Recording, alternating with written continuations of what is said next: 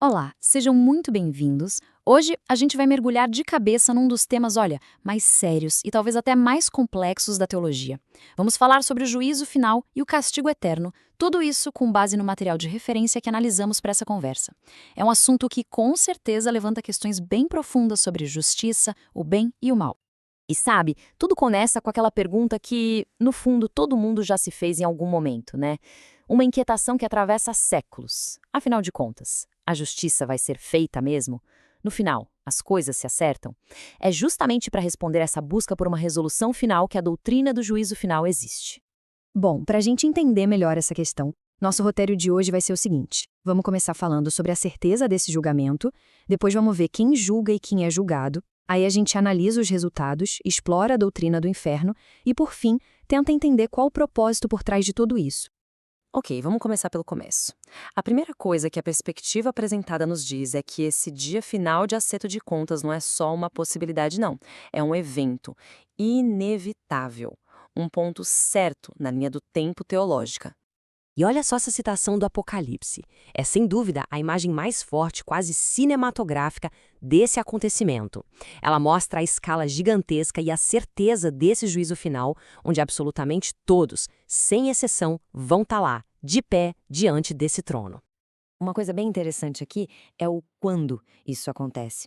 A análise coloca o juízo final logo depois do milênio, que é aquele período simbólico de 1000 anos de paz e de uma última rebelião que é completamente derrotada, ou seja, é o ato que realmente encerra a história como a gente conhece. Certo. Se a gente já sabe quando o julgamento acontece, a pergunta que vem a seguir é: quem são as figuras centrais nesse tribunal cósmico? Quem tem autoridade para julgar e quem vai estar lá, diante do juiz? E sobre quem é o juiz, o material que analisamos é bem direto. A autoridade para julgar a humanidade inteira, tanto os que já se foram quanto os que estiverem vivos, foi concedida pelo Pai ao Filho, Jesus Cristo. Ele é apresentado como juiz supremo.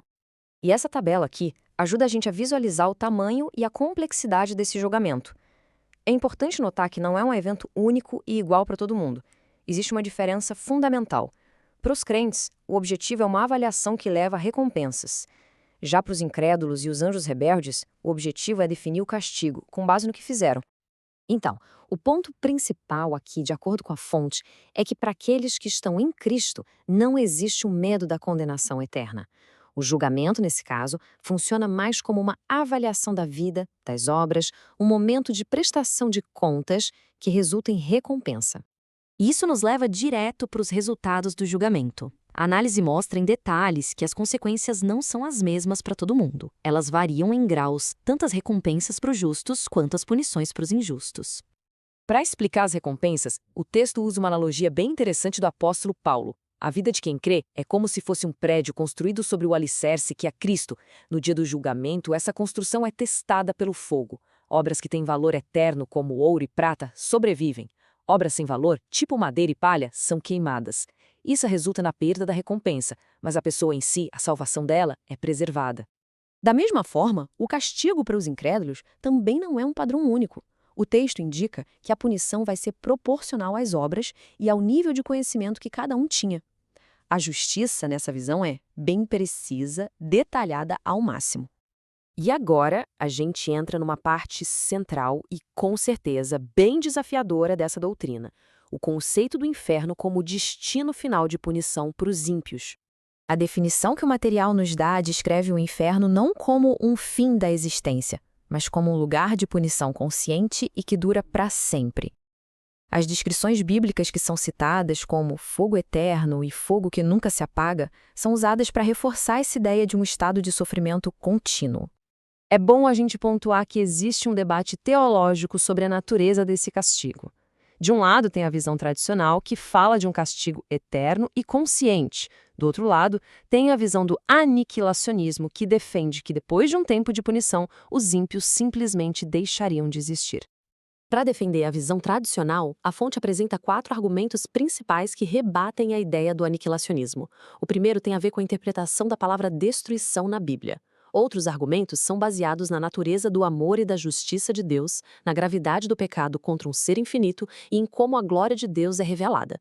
Juntos, esses pontos tentam sustentar a doutrina do castigo consciente e eterno.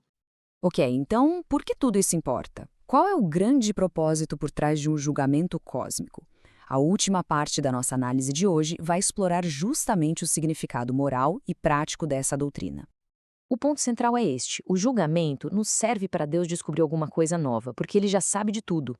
O propósito é ser uma declaração pública, universal. É o momento em que a justiça, a misericórdia e a glória de Deus são mostradas de forma clara para toda a criação. E este slide resume bem o impacto prático dessa crença no dia a dia. De acordo com o material, a doutrina do juízo final dá uma base sólida para a justiça, porque garante que nenhum mal vai passar em branco. Ela também nos ajuda a perdoar, nos motiva a viver de forma correta e cria um senso de urgência para compartilhar a mensagem do Evangelho. O texto usa o próprio exemplo de Cristo como o modelo máximo de como viver, sabendo que existe um julgamento futuro.